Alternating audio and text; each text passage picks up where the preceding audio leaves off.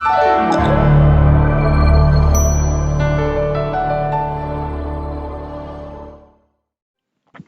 दोस्तों, आप सबका स्वागत है आपके अपने YouTube channel the Chenab valley educator पे।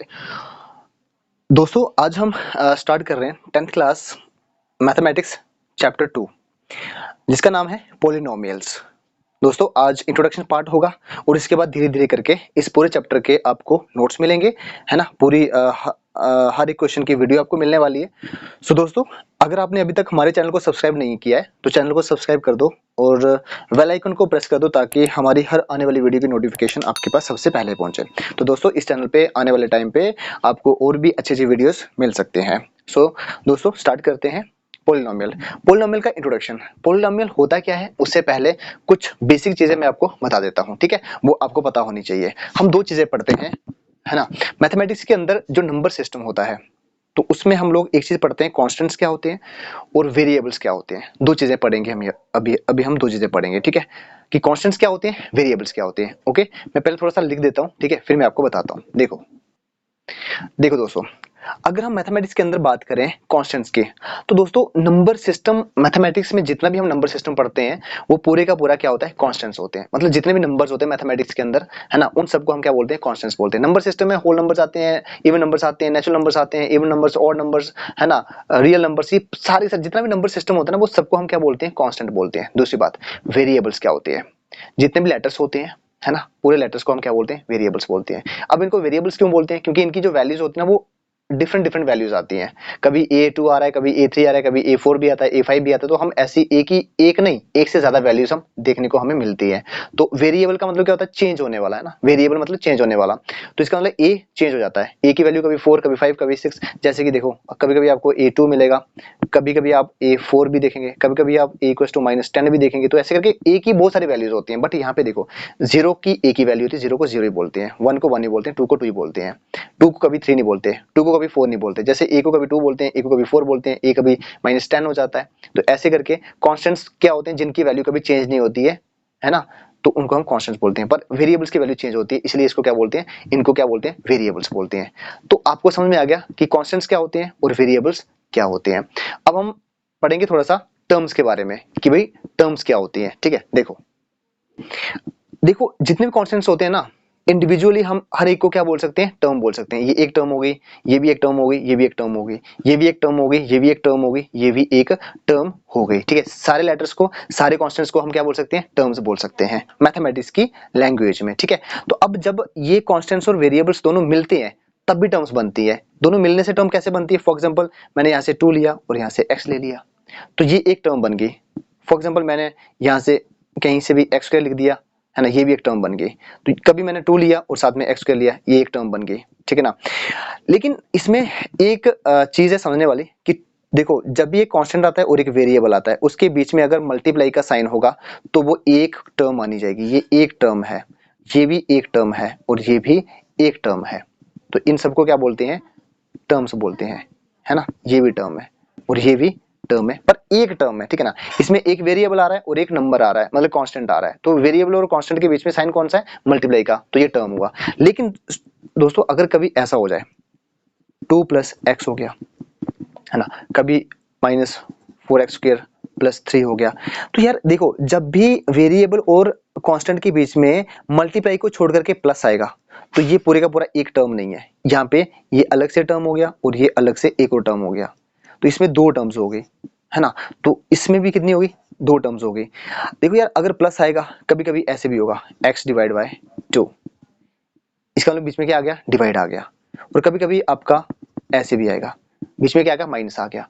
अगर देखो मैं ये बोल रहा हूं कि वेरिएबल और नंबर के बीच में प्लस आएगा तो भी अलग अलग दो टर्म्स हो जाएंगे।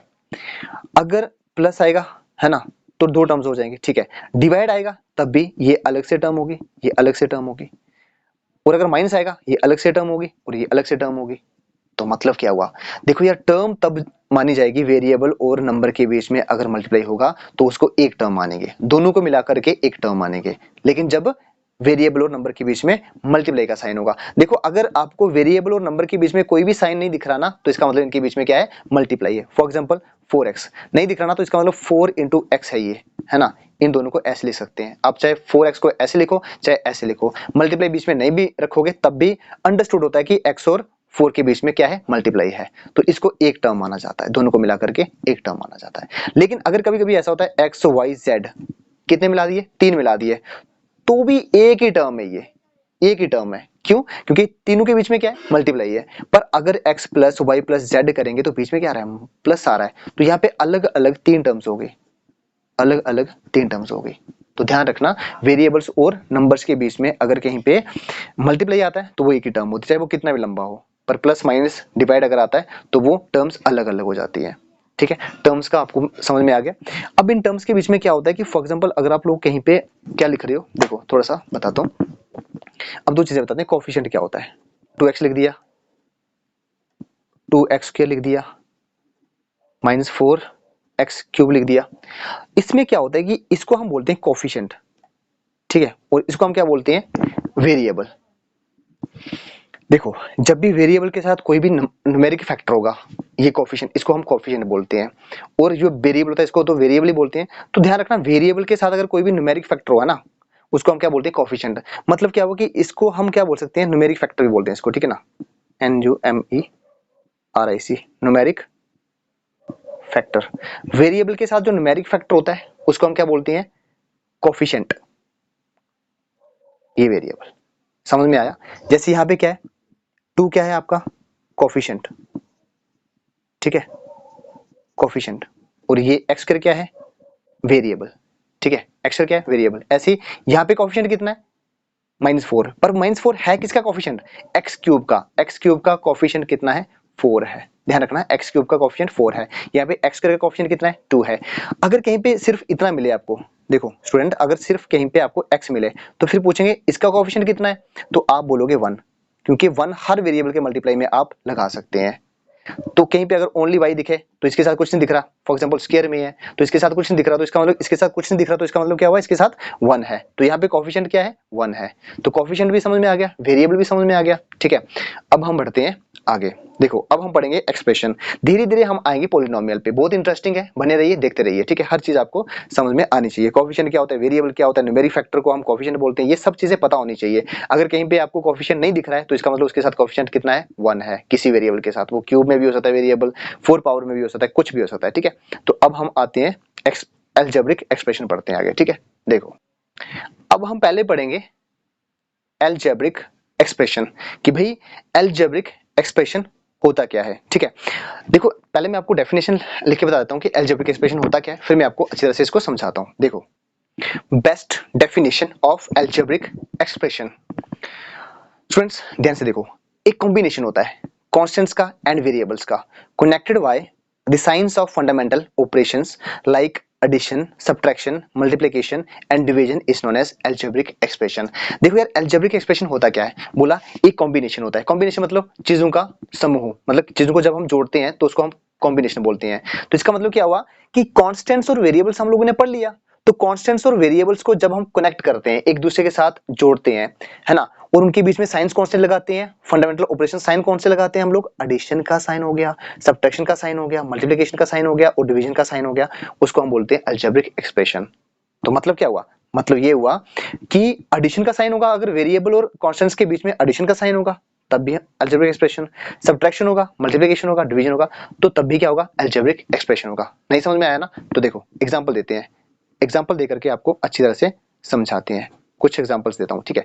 देखो मेरा कहने का मतलब क्या था, ठीक है। फॉर एग्जाम्पल थोड़ी एग्जाम्पल लिख लेता हूं मैं, फिर आपको मैं पूरा समझाता हूं कि क्या है। देखो बिल्कुल इजी यार, देखो मतलब क्या हुआ, वेरिएबल और मतलब कांस्टेंट्स और वेरिएबल का कॉम्बिनेशन। देखो a combination of constants and variables, तो देखो कांस्टेंट और वेरिएबल्स का ऐसा कॉम्बिनेशन ताकि उनके बीच में अगर प्लस का साइन होगा, एडिशन होगा, तो भी ये क्या होगा, अलजेब्रिक एक्सप्रेशन होगा। अगर कांस्टेंट और वेरिएबल्स के बीच में सब्ट्रैक्शन का साइन होगा तब भी वो एक अलजेब्रिक एक्सप्रेशन होगा। वेरिएबल और कांस्टेंट के बीच में मल्टीप्लिकेशन का साइन होगा, है ना, मल्टीप्लिकेशन का साइन होगा तो भी मतलब कि अलजेब्रिक एक्सप्रेशन होगा। और वेरिएबल, कांस्टेंट्स और वेरिएबल के बीच में, कांस्टेंट और वेरिएबल के बीच में अगर डिवाइड का निशान होगा यानी कि डिवाइड का साइन होगा तो भी क्या होगा, अलजेब्रिक एक्सप्रेशन होगा। ये ऐसे भी हो सकता है, जैसे मान लो 4x डिवाइड बाय 4, तो ये भी क्या है, एक अलजेब्रिक एक्सप्रेशन है। बस सिंपल है ना, ये हो गया अलजेब्रिक एक्सप्रेशन। ठीक है, समझ में आया? अगर किसी को समझ में नहीं आएगा तो आप लोग कमेंट सेक्शन में मेंशन कर सकते हैं, मैं आपको अच्छी तरह से समझा दूंगा कि अलजेब्रिक एक्सप्रेशन क्या होता है। अब एक और चीज, अलजेब्रिक एक्सप्रेशन, देखो यार, जब भी, चलो एक और एग्जांपल देता हूं मैं आपको। देखो ये सारे अलजेब्रिक एक्सप्रेशन है, x square plus 2x minus 3, ये भी अलजेब्रिक एक्सप्रेशन है। क्यों? कांस्टेंट्स का और वेरिएबल्स का कॉम्बिनेशन है, प्लस का साइन, माइनस का साइन, मल्टीप्लाई का साइन। यहाँ पे भी देखो ये सारे सारे क्या है, अलजेब्रिक एक्सप्रेशन है। अब एक और चीज इंटरेस्टिंग निकल के आएगी यहाँ से। ठीक है, देखो जैसे ही आप क्या करते हो, यहाँ पे इक्वल टू का साइन डालते हो, 0 कर दिया, या फिर इक्वल टू में 9 कर दिया, या फिर इक्वल टू में 10 कर दिया, जैसे ही इनके बीच में क्या आएगा, इक्वल टू का साइन आएगा, इक्वल टू का साइन आएगा, तो ये क्या बन जाएंगी, इक्वेशंस। इसका मतलब अलजेब्रिक एक्सप्रेशन में जब इक्वल टू का साइन आता है तो उसको हम इक्वेशन बोलते हैं, लेकिन जब तक इक्वल टू का साइन नहीं आएगा तब तक हम उसको क्या बोलते हैं, अलजेब्रिक एक्सप्रेशन बोलते हैं। पर जब इक्वल टू का साइन आ गया तो इक्वेशंस। हो गया सिंपल, बहुत आसान है। तो इक्वेशंस भी आपको समझ में आ गया। फॉर एग्जांपल कभी कभी 2x इक्वल्स टू 0 लिख दिया, तो ये भी क्या है, एक इक्वेशन है, ये भी एक इक्वेशन है।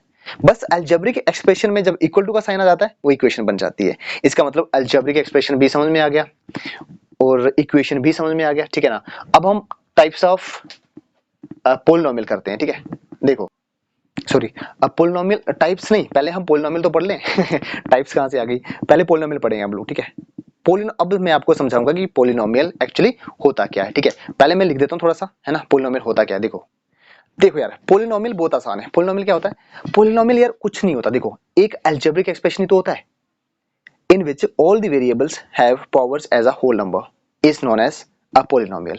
यार देखो कितना सा कॉन्सेप्ट है कि अलजेब्रिक एक्सप्रेशन ही होगा, बस जहां पे वेरिएबल होगा ना, कांस्टेंट के साथ जो वेरिएबल होगा उसकी पावर क्या होनी चाहिए, होल नंबर होनी चाहिए। कैसे, देखो एग्जांपल देते हैं।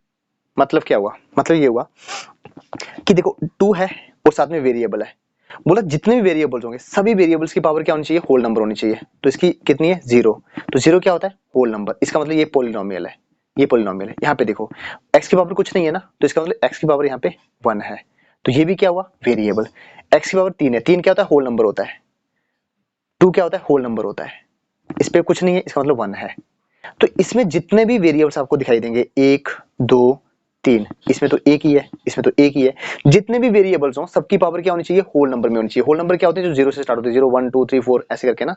तो इसको बोलते हैं हम पोलिनोमियल। हमेशा पोलिनोमियल में क्या होना चाहिए, वेरिएबल की पावर होल नंबर होनी चाहिए। 2 होल नंबर होता है, 1 होल नंबर होता है। तो ये सारे सारे क्या हैं, पोलिनोमियल्स हैं। अब पोलिनोमियल्स कौन से नहीं है, डेफिनेशन को पढ़ लेना अच्छी तरह से। मतलब in which all the variables have power as a whole number होनी चाहिए। ठीक है, सभी वेरिएबल्स की पावर होल नंबर होनी चाहिए, तो उनको हम क्या बोलते हैं, पोलिनोमियल्स बोलते हैं। अब अगर पावर होल नंबर नहीं होगी, अगर पावर होल नंबर नहीं होगी तो वो पोलिनोमियल नहीं होंगे। चलो एग्जांपल देते हैं कि ये तो पोलिनोमियल है, अब पोलिनोमियल कौन से नहीं है वो एग्जांपल देते हैं आपको। देखो तो सिंपल, देखो x की पावर कितनी है, -2, वेरिएबल की पावर -2 आ रही है। -2 होल नंबर होता है क्या, होल नंबर ही होती है। 0 से 1 2 3 4 सो ऑन, ये होते हैं होल नंबर, 0 से जो स्टार्ट होते हैं। तो -2 क्या हो गया, ये होल नंबर नहीं है, ये नेगेटिव इंटीजर है। ठीक है ना, तो इसका मतलब ये क्या हो गया, ये पोलिनोमियल नहीं है, ये पोलिनोमियल नहीं है। 3x की पावर देखो कितनी है, वेरिएबल की पावर कितनी है, -1.2, सॉरी 1.2, तो ये क्या हो गया, ये होल नंबर थोड़ी है, 1.2 होल नंबर थोड़ी ना होता है। x की पावर, यहाँ पे x की पावर 1 तो है, पर सभी वेरिएबल की पावर होल में आनी चाहिए। एक पावर तो होल में आ रही है, बाकी का क्या हो रहा है, सभी पावर्स होल में आनी चाहिए, एक भी आगे पीछे नहीं होनी चाहिए। -1/3 नहीं है, तो इसका मतलब नॉट पोलिनोमियल्स, ये पोलिनोमियल्स नहीं है। इसका मतलब पोलिनोमियल्स आपको समझ में आ गया। अब पोलिनोमियल्स कितने प्रकार के होते हैं, जिनमें कितने टर्म्स है ना, टर्म्स के अकॉर्डिंग पोलिनोमियल्स कितने होते हैं। देखो यार, according to number of terms के अकॉर्डिंग पोलिनोमियल्स कितने टाइप के होते हैं, है ना, according to number of terms के अकॉर्डिंग पोलिनोमियल्स कितने होते हैं। फर्स्ट होता है मोनोमियल, फिर बाइनोमियल, ट्राइनोमियल। ठीक है ना, तो मोनोमियल्स क्या होते हैं, हैविंग वन टर्म ओनली, जिसमें सिर्फ एक टर्म होती है। कैसे, देखो मोनोमियल्स वन टर्म ओनली, देखो 2x, ये एक ही टर्म होती है। मैंने टर्म्स में पढ़ाया आपको ना, टर्म्स में पढ़ाया, आपको समझ में आ गया है ना, एक टर्म, ये भी एक टर्म, ये भी एक टर्म, ये भी एक टर्म। तो ये क्या हो गए, मोनोमियल्स हो गए, जिसमें सिर्फ और सिर्फ क्या होती है, एक टर्म होती है। वो एक नंबर भी हो सकता है और कांस्टेंट और वेरिएबल का कॉम्बिनेशन भी होता है, बट उनमें क्या होना चाहिए, मल्टीप्लिकेशन होना चाहिए। देखो अब हम पढ़ते हैं बाइनोमियल। बाइनोमियल में कितनी टर्म्स होती हैं, 2 टर्म्स होती हैं। तो आप लिख भी सकते हो इसको, सेम सेम लिखना है आपको। कैसे, हैविंग 1 टर्म्स ओनली, यहाँ पे हैविंग 2 टर्म्स ओनली कर दो, है ना। देखो ये एक टर्म हो गया और एक टर्म हो गया, एक टर्म हो गया, एक टर्म हो गया, तो ये 2 टर्म्स हो गए ना। तो 2 टर्म्स वाले को क्या बोलते हैं हम लोग, बाइनोमियल्स बोलते हैं। 2 टर्म्स बाइनोमियल्स। ट्राइनोमियल्स क्या होगा भाई, सिंपल सी बात है, जिसमें 3 टर्म्स होंगी। कैसे, ऐसे ट्राइनोमियल्स 5x का क्यूब माइनस 4x का square plus x minus root 2। तो देखो ट्राइनोमियल्स में 1 2 3 4, सॉरी ज्यादा हो गया, ज्यादा हो गया, ये नहीं आएगा इसमें, ठीक है। फॉर एग्जाम्पल ये मान लो यहाँ पे स्क्वायर आ गया, यहाँ पे स्क्वायर कर देते हैं और यहाँ पे पावर 1 कर देते हैं। सॉरी, देखो ट्राइनोमियल्स में 3 टर्म्स होनी चाहिए, जैसे ये है 1 2 3। 3 टर्म्स वाले को क्या बोलते हैं, ट्राइनोमियल्स। 1 टर्म होगी 5x का स्क्वायर हो गया, माइनस 4x हो गया, माइनस रूट 2 हो गया, प्लस माइनस कुछ भी आ सकता है यहाँ पे। ओहो थोड़ा गलत हो गया, sorry for that. But 5x का square minus 4x minus root 2, 3 terms है, एक टर्म, 2 टर्म, 3 टर्म, इनको हम क्या बोलते हैं, ट्राइनोमियल्स। अच्छा आप बोलोगे इनसे ज्यादा टर्म्स वाले को क्या बोलते हैं। फॉर एग्जांपल x की पावर 4 हो गई, प्लस एक्स क्यूब हो गया, प्लस 2x स्क्वायर हो गया, प्लस x हो गया, प्लस 9 हो गया।